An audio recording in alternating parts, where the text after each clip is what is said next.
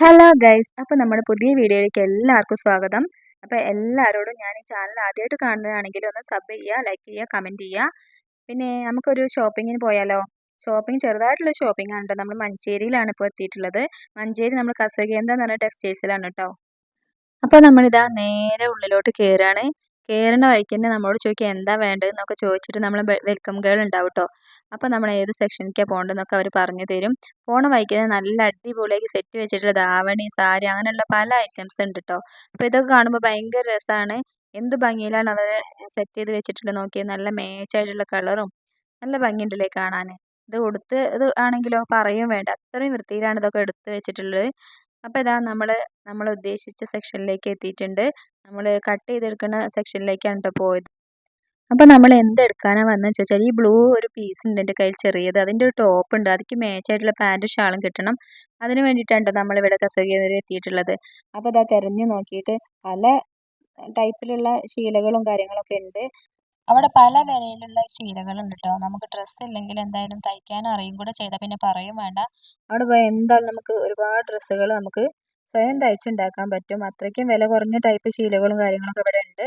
അപ്പോൾ എന്തായാലും നമുക്ക് ആവശ്യമുള്ള കാര്യങ്ങളൊക്കെ ഇവിടെ കിട്ടിയിട്ടുണ്ട്. അപ്പോൾ നമ്മളിതാ ബില്ല് ചെയ്യാൻ വേണ്ടിയിട്ട് വന്നിരിക്കുകയാണ് കേട്ടോ. അപ്പോൾ ബില്ല് ചെയ്ത് നമ്മൾ സാധനം കിട്ടിയിട്ടുണ്ട്.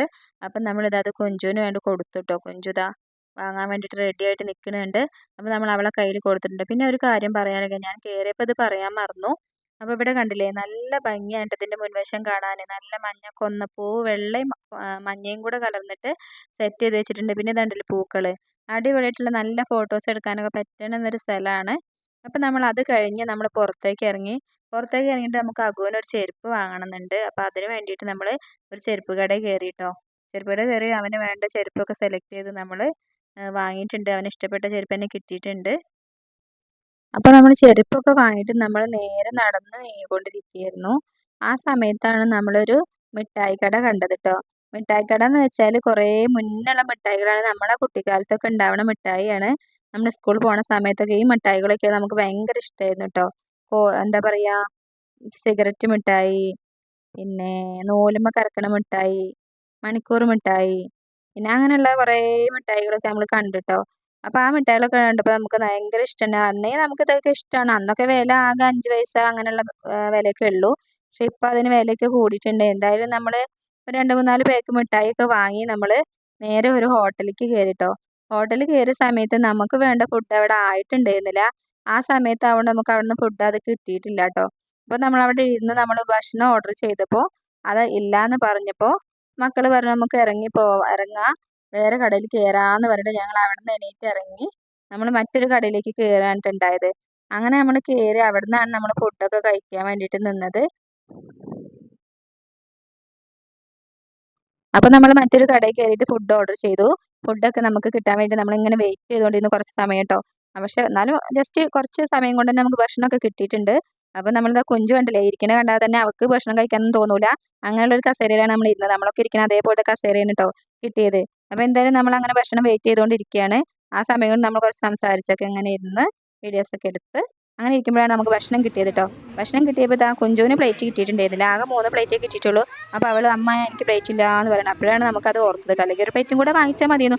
നമ്മൾ അതൊന്നും വാങ്ങിയില്ല എന്തായാലും. അപ്പോൾ ഞാനും കുഞ്ചും കൂടെ അങ്ങോട്ട് കഴിച്ചിട്ട് അവർക്കാണെങ്കിൽ മിഠായി പൊട്ടിക്കാത്തതായിട്ടുള്ള സങ്കടമാണ്. മിഠായി എന്ന് പറഞ്ഞിട്ട് കളിയായിരുന്നു. അപ്പോൾ നമ്മൾ ഫുഡൊക്കെ കഴിക്കാൻ തുടങ്ങിയിട്ടുണ്ട്. കുഞ്ചുവിനാണെങ്കിലോ അവൾക്ക് വാരി കഴിക്കണം എന്ന് പറഞ്ഞിട്ട് ഡ്രസ്സിലൊക്കെ ആണെങ്കിൽ ആവുമല്ലോ എന്ന് വിചാരിച്ചിട്ട് ഞാൻ വാരി കൊടുക്കാനുണ്ടായത്.